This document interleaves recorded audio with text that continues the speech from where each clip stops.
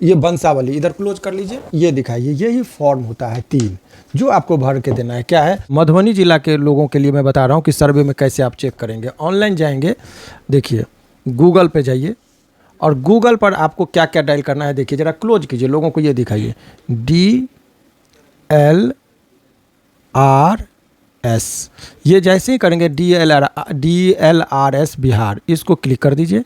जैसे ही इसको क्लिक करेंगे DLRS को, उसके बाद देखिए ये खुल गया। जैसे ही ये खुलेगा तो फिर हम देखेंगे कि बिहार के अंदर में जहाँ का, यहाँ पर देखिए विशेष सर्वेक्षण, इसको क्लिक कीजिएगा। इसको क्लिक करेंगे तो अब आ गया अपने गाँव का हाल जानिए, ठीक है। अब इसको हमने क्लिक किया, अब यहाँ पर आ गया मान लीजिए जिला का नाम, तो मधुबनी इसमें डालिए, आपको दिखा रहे हैं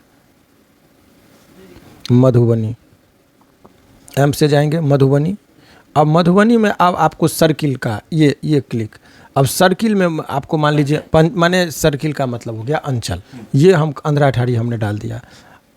अब उसके बाद अब हमको देखना होगा मौजा, मौजा का मतलब गांव। अब गांव में मान लीजिए हम जलसेन, एक मौजा का नाम है सपोज, तो हमने जलसेन को ये क्लिक किया। जैसे ही इसको क्लिक करेंगे, ऐसे ही सब चेक करिएगा, इसको इतना कॉलम भर दिया। अब यहाँ पर हम क्लिक करेंगे, जैसे ही क्लिक करेंगे तो सबका नाम, पता, अमीन का, कानून गो का, सबका नंबर आ गया। अब क्लोज कीजिए, अब इनका जो नाम वगैरह आ गया। अब स्थिति देखिए क्या है, क्या वहाँ पर काम चल रहा है कि नहीं, उद्घोषणा कर दी गई है, इसका मतलब वहाँ पर काम शुरू हो गया है, सूचना दे दी गई है, वहाँ सर्वे शुरू हो गया है। अब इसी पर जाएंगे तो आपको जो भी फॉर्म 2 यहीं से आप डाउनलोड कर लीजिए, इसी साइट पर से फॉर्म को डाउनलोड करने के बाद वहाँ पे भर के और इस पर अपलोड कर दीजिए। आपका रिसीविंग भी लेने की, यहीं से अपलोड करना, हाँ, कहीं जाने की जरूरत नहीं, सारा चीज़ आप फॉर्म भर के ये कर दीजिए। अब एक चीज़ जो आपको लोगों के मन में है कि हम जो ये वंशावली जो बनाएंगे, वंशावली को भी अपलोड करना है, जो फॉर्म 3 है उसके संबंध में आपको बता देंगे। फॉर्म 3 जो है वंशावली,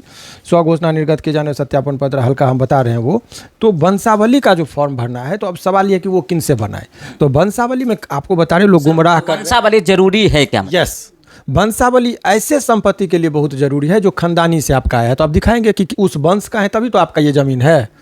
मान लीजिए अब दरभंगा राज का ज़मीन है, तो महाराजा साहब का बेटा ही या उसका पोता ही न कहेगा कि मेरा ज़मीन है, तो हम दिखाएंगे ना कि महाराजा के खानदान का, हम अधिकार उन्हीं का हो, वही ना होगा। हम कैसे जाएंगे महाराजा के वो किला वाला ज़मीन लेने? पेन उठाइए और अपने से वंशावली बनाइए कि हमारे दादा ये थे, हमारे दादा को 3 पुत्र थे, तीनों का नाम लिखिए, 3 पुत्र थे, अब उनके ये पोता, हम लोग पोता है, तो ये चीज़ है, इतना है, और उसको बना के नीचे दस्तखत करके आपका काम है देना। अब कानून गो और जो सर्वेक्षण पदाधिकारी हैं उनका काम है कि सत्य का पता करना कि भाई ये जो लिखे हैं उनके खानदान में सही में 4 गो बेटा था ना, उनका काम है। आपका ड्यूटी खत्म हो गया, आप गलत भी लिख के दे दिए तो उसका काम है। फॉर्म 3 पर वो लिख कर दे, फॉर्म 3 है जो वंशावली को आप लिख के उसका हम, ये वंशावली इधर क्लोज कर लीजिए, ये दिखाइए, यही फॉर्म होता है 3 जो आपको भर के देना है। क्या है, वंशावली अधिनियम की धारा 5(1)(a) के तहत आपको देना है।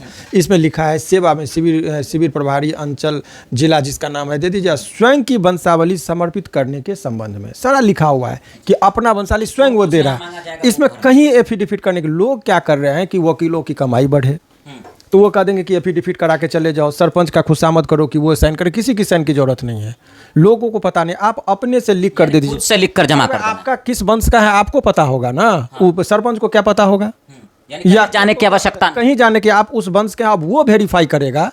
जो शिविर के जो पदाधिकारी हैं उनका काम है कि तुम पुष्टि करवा लो ना भाई कि ये उस खानदान का व्यक्ति है कि नहीं है, क्योंकि गांव में सब कुछ को पता चल जाता है, तो वो अपना वो वेरीफाई करेंगे। यदि वो कह रहे हैं कि आप उस खानदान के नहीं हैं, तो आपत्ति में आपको जब वो आपका लेगा कि कहेगा कि आप इस खानदान के नहीं हैं, तो जब आपत्ति आपको दर्ज करना होगा, वो भी फॉर्म हम आपको दिखा रहे 7 है कि आप बताइए कि हम उस खानदान के हैं, और आपका बात अब सुनेगा, कहेगा नहीं आप खानदान के, DNA टेस्ट करो।